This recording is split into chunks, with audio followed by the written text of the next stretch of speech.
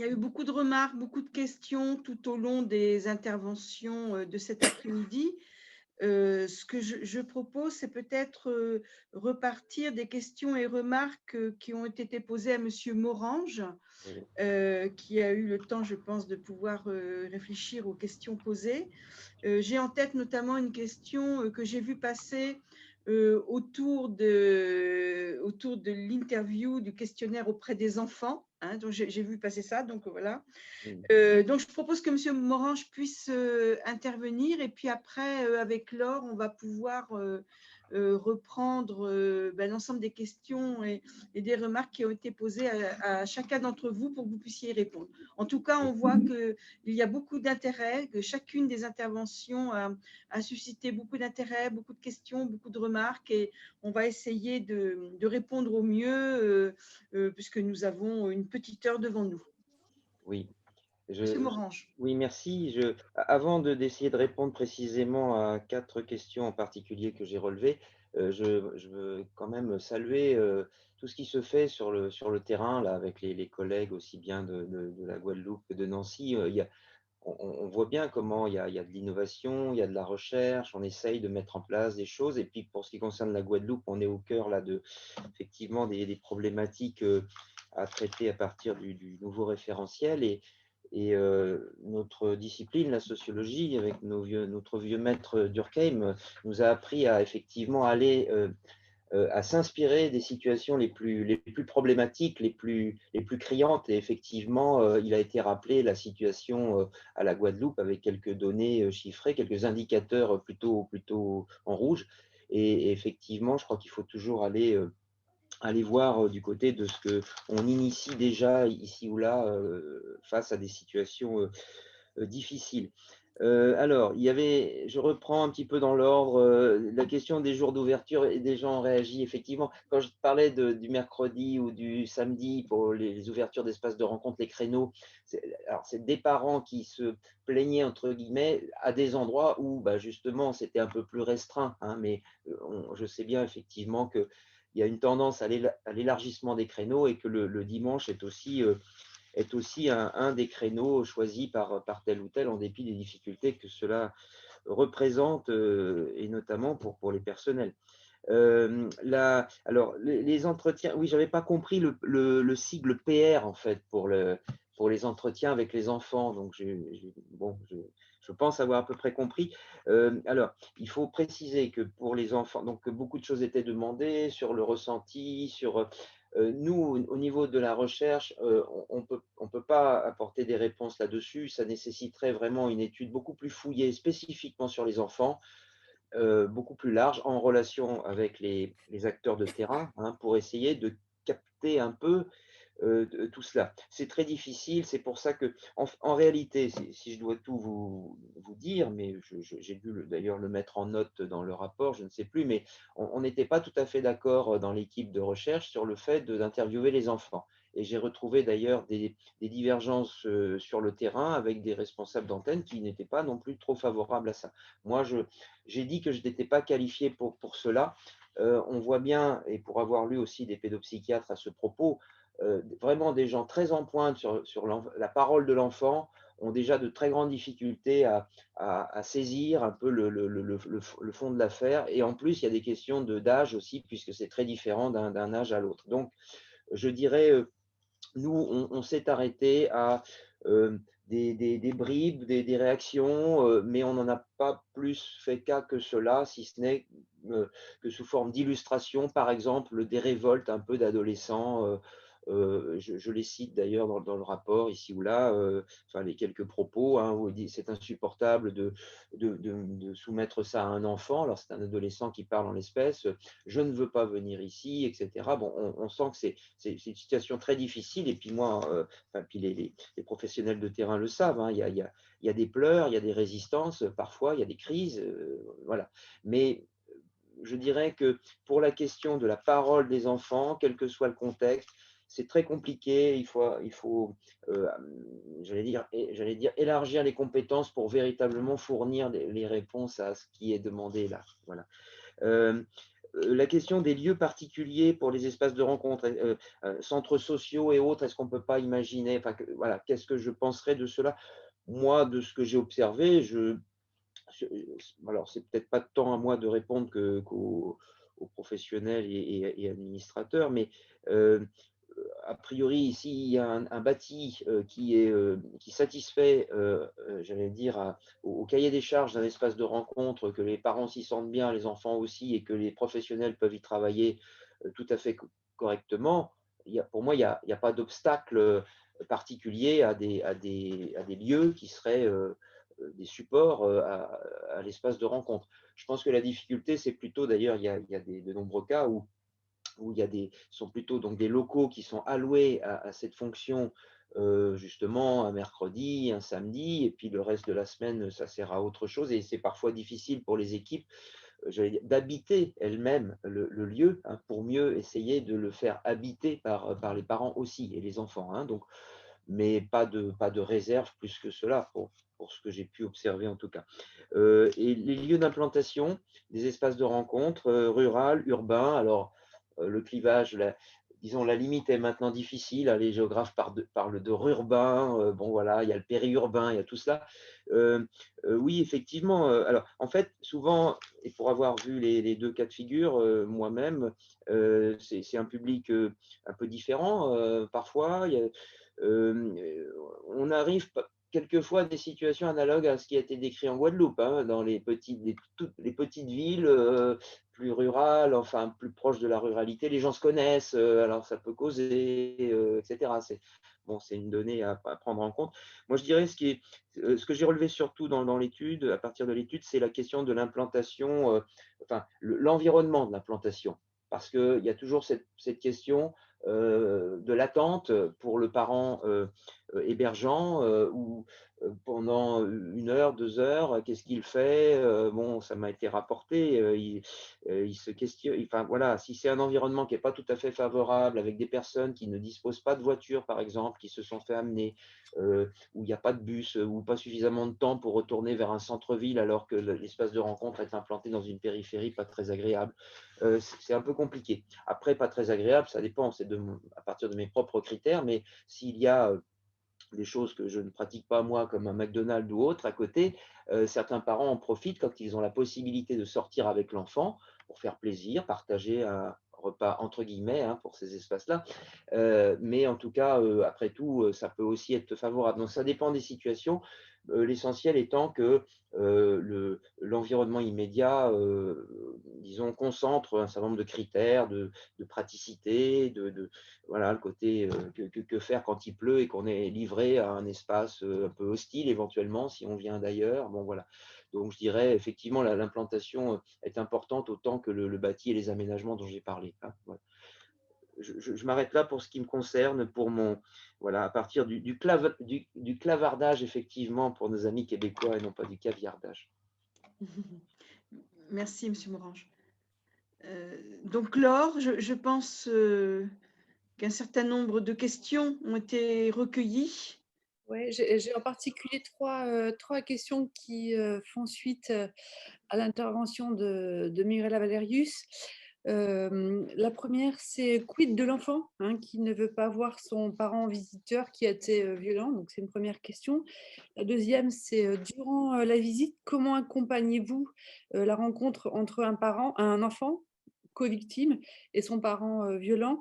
Et enfin, la troisième question pour Mirella, c'est sur quels critères un espace de rencontre pourrait-il mettre fin aux entretiens? Voilà les trois questions que j'ai pour Mirella à ce stade, mais ça ne nous empêche pas de prendre d'autres questions par la suite pour ce témoignage. Alors, sur la première question par rapport à l'enfant et à son parent, il faut savoir qu'en l'espace de rencontre, hein, comme l'a dit M. Branche tout à l'heure, donc on a des enfants qui sont réfractaires à la visite. Donc, pour des questions parfois d'aliénation parentale également, hein. Donc, dans notre fonctionnement, il y a beaucoup. Donc, nous multiplions les échanges avec les enfants par rapport à une mesure d'espace de rencontre classique.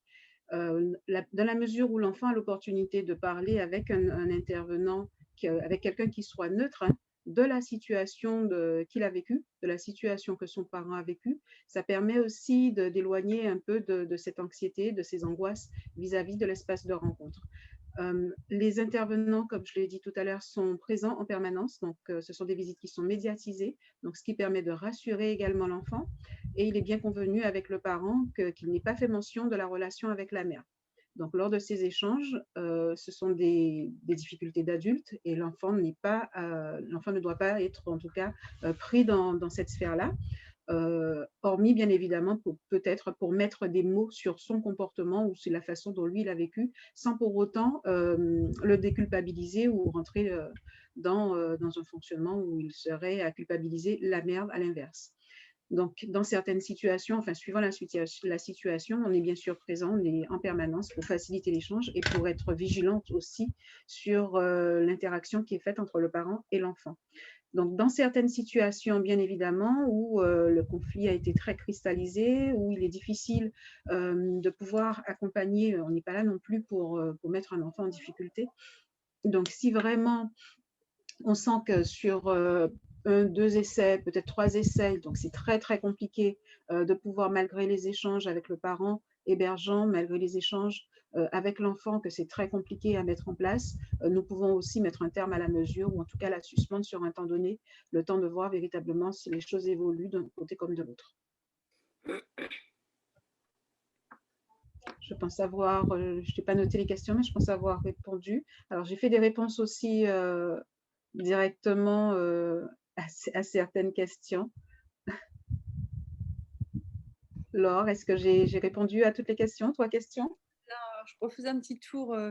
Je vois pas d'autres questions. Du coup, je vais me tourner vers Myriam Gafour pour faire un petit retour des questions. Mais je vois qu'elle répond aussi au chat. Hein. Tout le monde commence à avoir l'habitude de ces échanges interactifs. Mais j'ai noté 3 questions. C'est intéressant aussi que tout le monde puisse bénéficier de la réponse pour Myriam.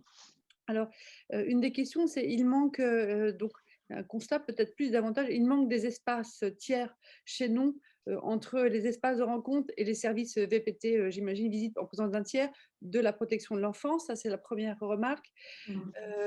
Myriam, il y avait une deuxième question pour vous. Y a-t-il une formalisation écrite de cet engagement des parents? Et si oui, comment? Et puis enfin, alors c'était une question sur les partenariats que vous avez évoqués. De quel partenariat s'agit-il? Alors, la question des maillons, effectivement, hein, je suis complètement d'accord. Moi, pour avoir travaillé une vingtaine d'années en protection de l'enfance, en fait, je me rends compte, et c'est la remarque que je faisais tout à l'heure, que les situations qui relevaient il y a quelques années de la protection de l'enfance, on les retrouve au niveau du juge aux affaires familiales pour certaines. Nous, on vient de recevoir une ordonnance où le caractère une ordonnance du juge aux affaires familiales, hein, je précise bien, où le caractère de danger encouru par l'enfant, il est clairement nommé et à l'issue de cette ordonnance, on oriente vers un espace rencontre. C'est ce que disait tout à l'heure Madame Pasquier et c'est la question qu'on se pose lorsqu'il y a une ordonnance de protection. Donc, c'est la protection par rapport aux parents victimes, évidemment, mais on sait que c'est aussi par rapport aux enfants qui sont des co-victimes. Donc, il y a bien la notion de danger qui apparaît clairement. Et néanmoins, ce sont des situations qui relèvent du juge aux affaires familiales, dans un premier temps, et non plus de la protection de l'enfance. Donc, on voit bien qu'il y a un maillage même parfois, et je pense que tous les collègues seront d'accord avec moi. Il nous arrive, et nous, je pense que c'est à peu près 10% de nos situations, où il y a à la fois une mesure d'investigation, par exemple, une mesure judiciaire d'investigation, donc de la protection de l'enfance, du juge pour enfants, ou une mesure AEMO, et une mesure JAF en espace rencontre. Donc là, je rejoins un peu par rapport au partenariat. Comment on travaille ensemble et comment on va mailler quelque chose de spécifique dans ces problématiques-là qui relèvent bien à la fois du JAF et à la fois du juge pour enfants. Donc, ce sont des situations atypiques, elles ne reflètent pas l'ensemble des situations accueillies en espace rencontre, mais nous, pour avoir un espace rencontre au cœur de Nancy, donc en milieu urbain, notre espace rencontre, c'est une petite maison de type familial. On peut accueillir au maximum 3-4 familles en même temps, pas au-delà. Donc effectivement, le lieu vient aussi colorer la pratique des intervenants, puisqu'on ne va pas travailler de la même façon. Mais à un moment donné, on est obligé de faire un travail, on est obligé de médiatiser et d'accompagner, parce qu'on se retrouve aussi face à des parents qui parfois ne parviennent pas à prendre leur place de parents. Encore une fois, ce n'est pas la majorité, quoique, mais de plus en plus, on a affaire à des parents qui ne parviennent pas à prendre leur place de parents. Donc, comment les accompagner vers la coparentalité s'ils sont encore en difficulté ou qu'il y a encore des freins? Ça peut venir d'un parent, de l'autre parent, voilà, c'est autre chose, mais ils n'ont pas pris la place de parents. Donc, quand je parle de partenariat, très souvent, c'est face à ces situations complexes qu'on doit étayer nos espaces rencontres avec des partenaires qui vont relever en fonction de la problématique. Si je suis dans une problématique d'addiction, peut-être que pour étayer le parent et puis l'accompagner vers la parentalité, je vais avoir besoin de travailler avec des dispositifs qui ont une expertise dans cette problématique-là. Parfois, je vous disais tout à l'heure, c'est plus pour, on va conseiller des centres de loisirs, on va appeler l'instit, on va travailler, peut-être on va dire à la dame d'aller vers l'assistante sociale de secteur parce qu'elle aurait peut-être besoin d'une aide éducative à domicile. Enfin, vous voyez, c'est vraiment en fonction de la problématique de chaque famille qu'on va réfléchir aussi avec le parent. C'est ce que disait Sylvie, celui qui connaît le mieux sa situation, c'est le parent. Et on va réfléchir avec à un moment donné pour accompagner parfois d'abord vers la parentalité pour aller vers la coparentalité. Mais là, on est effectivement dans des espaces rencontres qui sont atypiques et qui prennent une autre forme, en fait, et qui demandent une autre posture en termes aussi de professionnalisation, d'expertise, ça demande d'autres choses. J'ai l'impression que le dispositif espace rencontre, là, il évolue parce que les situations évoluent. Parce que les problématiques aussi évoluent, donc on s'adapte et effectivement on fait de la dentelle pour répondre toujours à notre mission. On est bien en espace rencontre et on a un dispositif de parentalité, mais parfois on voit bien que c'est tangent, on est un petit peu on travaille avec les collègues de la protection de l'enfance parce que la problématique relève de la protection de l'enfance, parce qu'il y a la notion de danger. On travaille avec nos collègues aussi des violences conjugales, donc à la fois du côté des auteurs.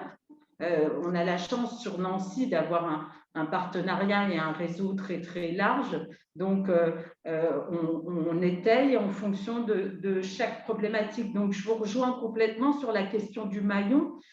Souvent on se dit mais il y a un vide. C'est pareil, lorsque on a pu un petit peu travailler sur ça se passe bien à l'intérieur de l'espace rencontre.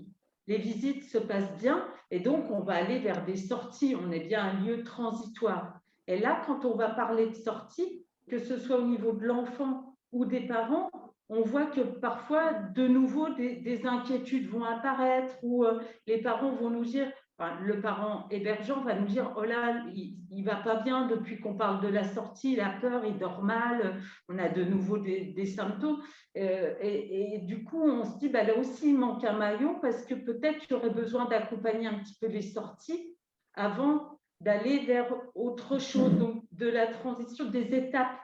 On voit bien qu'il manque aussi des étapes à plusieurs niveaux, je dirais, en fonction de chaque problématique et de chaque vécu de chaque famille. Madame Pasquier, vous souhaitez intervenir? Madame Pasquier, vous souhaitiez intervenir?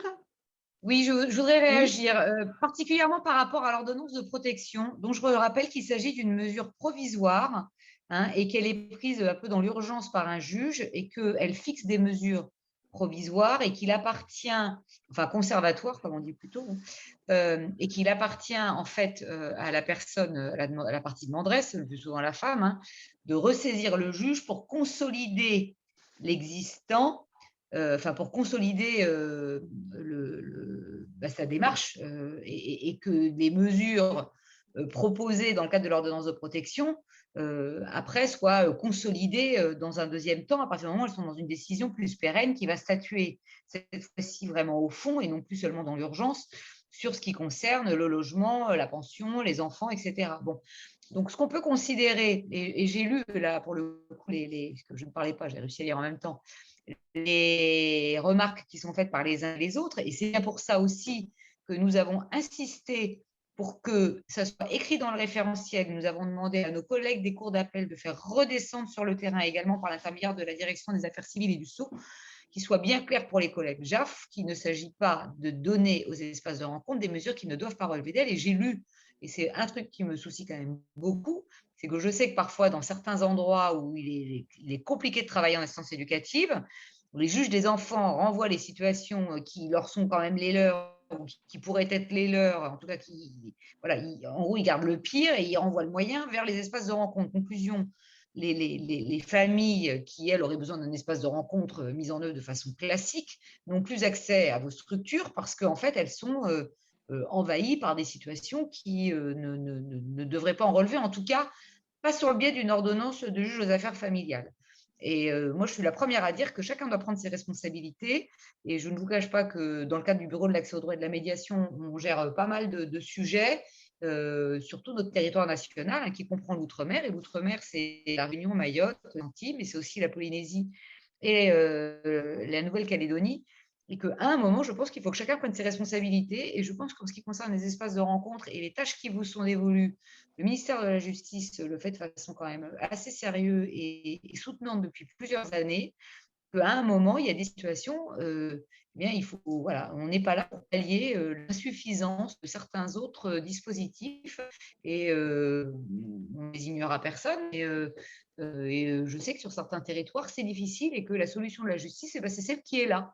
Voilà, parce que les juges sont toujours là et puis vous êtes toujours là. Et que, comme entre les deux, ça se passe bien, vous prenez les choses. Alors que d'autres qui devraient faire un autre travail ne le font pas. Je remercie la dame qui est en train de dire que ce que je dis, ça lui fait plaisir. Mais vraiment, j'insiste. Et ce que je voudrais vraiment que vous entendiez aujourd'hui, même si on dit, mais parfois, ce n'est pas facile parce qu'on a des ordonnances. Moi, je vous en prie, mais rapprochez-vous de vos magistrats délégués à la politique associative. Nous, au ministère, que les choses soient claires, nous ne sommes pas les supérieurs hiérarchiques de ce qui se passe en juridiction. En revanche, au niveau de la cour d'appel, ils ont un peu plus de pouvoir sur les juges aux affaires familiales des tribunaux judiciaires. Donc, il leur appartient aussi, par l'intermédiaire de ce qu'on a fait dans ce référentiel, où on a rappelé les textes que mes collègues devraient connaître, mais parfois sur lesquels ils ont un peu oublié. Donc, vous pouvez aussi appeler votre juge et lui dire, écoutez, là, je suis un peu ennuyée parce que, vous savez, le référentiel qui est quand même fait par le ministère de la Justice et qui parle des textes, il dit que ce que vous m'avez demandé de faire, je ne peux pas le faire. Et je pense que, je n'ai pas dit que c'est facile à faire, hein, mais je pense que c'est nécessaire de le faire. C'est nécessaire parce que ça vous protège, vous, par rapport à ce que vous faites, par rapport même à parce que c'est aussi des questions qui nous ont beaucoup interpellés. Hein. C'est la responsabilité, mais la nôtre, en termes de quelles sont les situations qu'on vous confie et comment vous êtes équipés, vous, pour accueillir ces situations. Moi, il n'est pas du tout question que des personnes mal intentionnées et qui ont été mal orientées vers un espace de rencontre se retrouvent à mettre en danger une structure, des professionnels, des familles, des enfants ou leurs enfants d'ailleurs. Ce n'est pas possible. Donc, nous, ce n'est pas ce qu'on veut. Et vraiment, je veux dire, ce n'est pas par hasard que ça figure au référentiel. C'est vraiment important que vous refassiez remonter. Alors après, je vous dis, ce qui est dans le cadre de l'ordonnance de protection, c'est un peu particulier parce que c'est pour une durée brève. Voilà. Par contre, il faut peut-être aussi oser dire que ce qui vous apparaît de la situation telle qu'elle vous a été envoyée dans le cadre de l'ordonnance de protection, peut-être qu'elle ne relève plus de vous à l'issue de l'ordonnance de protection. Il va peut-être falloir trouver un autre système si les visites doivent durer et qu'elles doivent être organisées par le JAF dans le cadre de la requête au fond qui va lui être présentée à l'issue du délai de 6 mois qui est celui pendant lequel est valide l'ordonnance de protection. Une ordonnance de protection, ça ne vous lie pas pour des années. C'est une durée courte. Donc, le temps que vous en soyez saisi, le temps que vous mettiez en place la mesure, au moment où ça s'arrête, ça s'arrête. Je rappelle, d'ailleurs, c'est très important, on avait parlé, mais je pense que ce n'est pas inutile de le rappeler. Au bout des 6 mois, si vous n'avez pas de nouvelle décision judiciaire, la mesure est devenue caduque. Ce n'est pas la peine que le parent qui a demandé l'ordonnance et qui en a bénéficié, mais qui a un peu tardé à renouveler sa requête pour faire pérenniser sa première ordonnance, vous dise: ah, mais si, je vous jure, j'ai saisi le juge, enfin, etc. Faut continuer, bon, etc. Bon, a priori, ils ne disent pas trop ça parce qu'ils n'ont pas très envie, mais ce que je veux dire par là, c'est que les mesures, elles deviennent caduques. Soit il y a une nouvelle décision, soit ça s'arrête. C'est une mesure dont les délais sont circonscrits dans le temps. Voilà. Et je remercie aussi madame qui dit que le référentiel est très clair et il est très clair pour tout le monde. Et qu'on ne vous dise pas, oui, mais ça, c'est les collègues de l'administration centrale qui ont écrit ça, mais nous, sur le terrain, non, mais pas du tout. Ça s'applique pour tout le monde et j'y tiens vraiment parce qu'il y a d'autres budgets. Vous le savez comme moi, si certaines de vos structures ont une activité plus large que le simple espace de rencontre, qui n'est pas si simple, mais vous m'avez compris, il n'y a pas de malignité de ma part en le disant. Et donc, il y en a il y a des actions qui sont ordonnées par les juges qui relèvent d'autres types de budgets, notamment les frais de justice, parce que c'est prévu par les textes. Donc, malheureusement, nous, on souhaite que les budgets dédiés aux espaces de rencontre, ils servent à améliorer vos espaces de rencontre, pas à faire de l'assistance éducative et de la visite médiatisée qui n'est pas prévue dans ce cadre-là. Voilà, j'espère avoir été claire. Mais vraiment, je suis à votre disposition par l'intermédiaire de Madame Le Châtelier ou de Monsieur Coquin qui nous connaissent bien, qui n'hésitent pas à nous prévenir quand il y a des choses qui se passent et qui ne devraient pas se passer comme ça. Et en tout cas, sachez que ce référentiel, il a été compliqué, mais que vraiment, quand on est arrivé à le finaliser, c'était un consensus global entre toutes les personnes qui ont participé à sa rédaction et que voilà, on y tient, on le porte, on l'a diffusé et n'hésitez pas à rappeler aux gens son existence, c'est vraiment important. Merci de m'avoir écouté. Merci à vous. D'autres questions, Laure? Écoute, là c'est vrai qu'en l'état, il y a des échanges extrêmement Oui.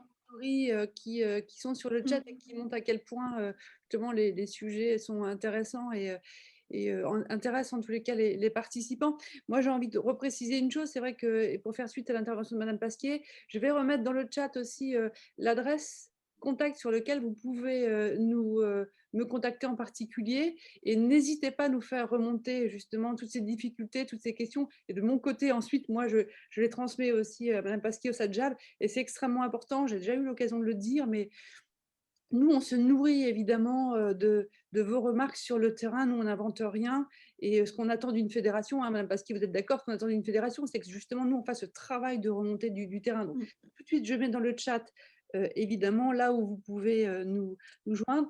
Peut-être qu'il y a une question à laquelle M. Morange n'a pas répondu, c'est le PowerPoint. Est-ce qu'il sera diffusable?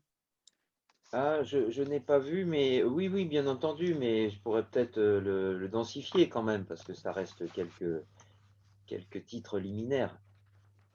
Oui, on verra ça ensemble. Ça répond voilà, à une demande que j'ai vue, mais avec plaisir, si vous pouvez le densifier, à ce moment-là, nous, on le transmettra, mais au même titre qu'il y a la question de l'enregistrement hein, de cet après-midi qui a été faite. Donc, on va travailler sur une forme de restitution de cet après-midi. Il faut que, encore avec Dominique, on voit comment on peut permettre au plus grand nombre de pouvoir bénéficier de ces échanges extrêmement importants, de même que l'étude qui est publiée via la CNAF, on va pouvoir transmettre les différents liens. Voilà. Toutes ces informations vont vous être données. Donc, c'est pour ça que moi, je mets surtout notre adresse sur laquelle vous pouvez nous contacter. Oui, je me permets d'ajouter que on peut peut-être procéder de la manière suivante. Là, si vous êtes en capacité technique de mettre directement mon PowerPoint que vous avez sur le chat en l'état, et c'est vrai que c'est peut-être mieux pour avoir quelque chose d'assez complet d'attendre, de patienter un tout petit peu. Le dossier. Alors, en fait, il y a une synthèse qui va être éditée aussi par la CNAF d'une quinzaine de pages. C'est le document intermédiaire, et celui-là, il sera à disposition. Hein. Je pense qu'on peut peut-être procéder comme ça. Et Madame Omrani de la CNAF qui me dit n'oubliez pas de faire suivre aussi les retours à la CNAF. Et évidemment, Madame Omrani, et j'en profite encore pour remercier, mais vraiment très sincèrement, la participation de la CNAF, des CAF locales. Et bien évidemment, Madame Omrani, si vous souhaitez intervenir, comme j'ai déjà eu l'occasion de le dire à plusieurs reprises, vous pouvez intervenir. On a encore un petit temps d'échange si le souhaitez vous ou d'autres participants qui émanent des réseaux des CAF.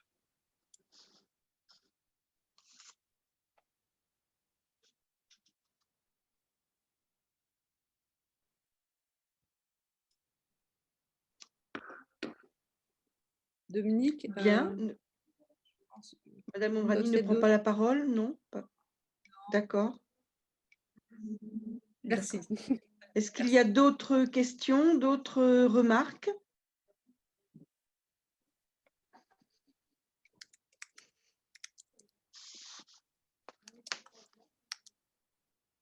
A priori, non.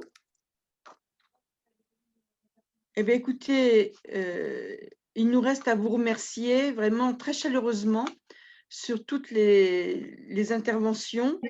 Vraiment, je pense qu'on a on a eu des éclairages extrêmement denses, extrêmement intéressants. Nous allons effectivement pouvoir poursuivre au niveau de la FNAMF, voir comment nous allons poursuivre à partir de toutes ces questions, ces réflexions.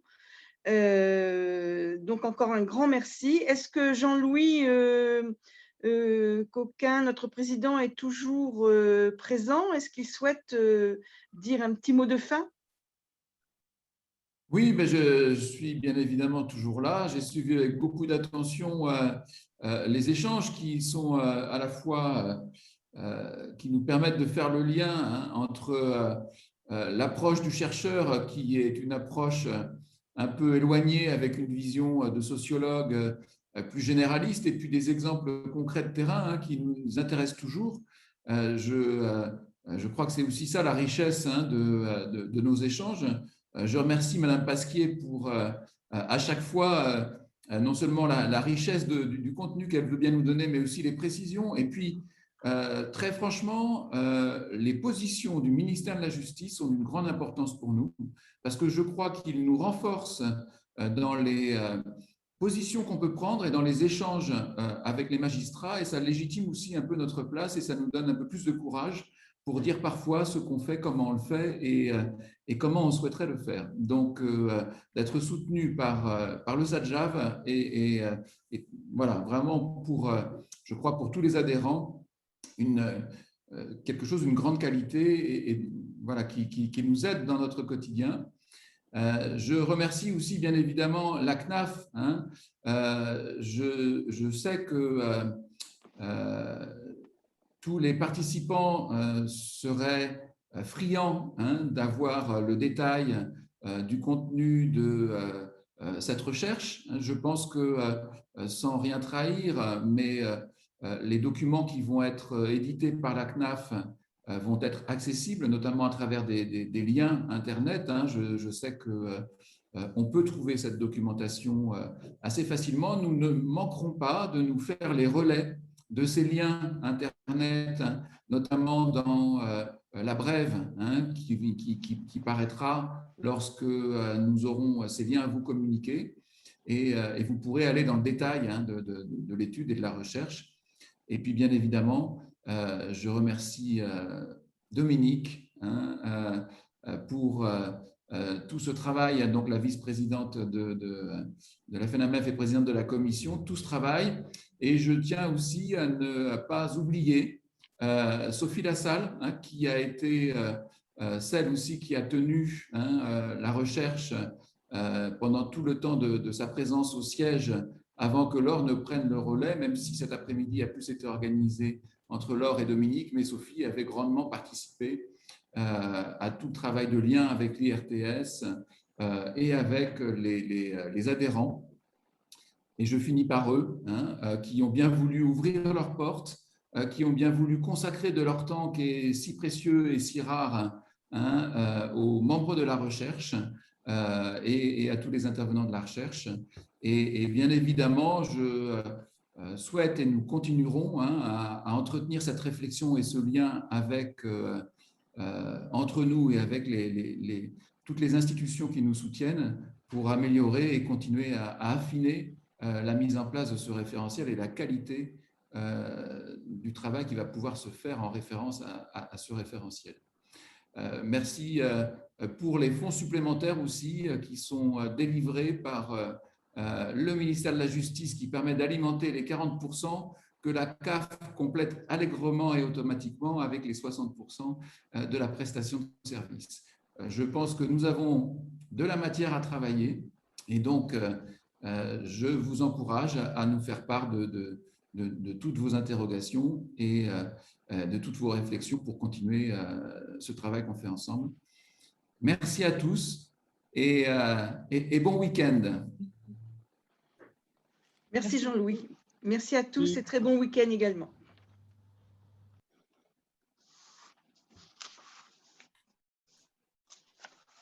Au revoir. Au revoir. Au revoir. Au revoir à tous. Au revoir.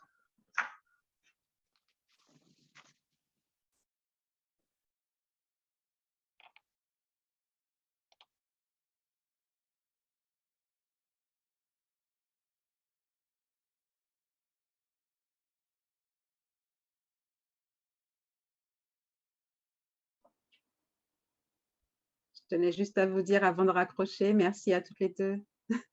Merci Mirella, merci beaucoup pour cette intervention riche et vraiment Merci de intéressante. m'avoir permis en tout cas d'en parler.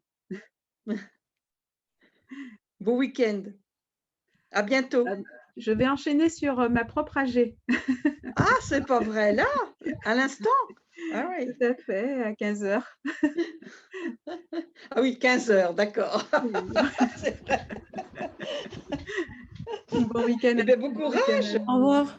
Merci. Merci beaucoup, c'était très bien. Merci. Au revoir. Au revoir. Merci.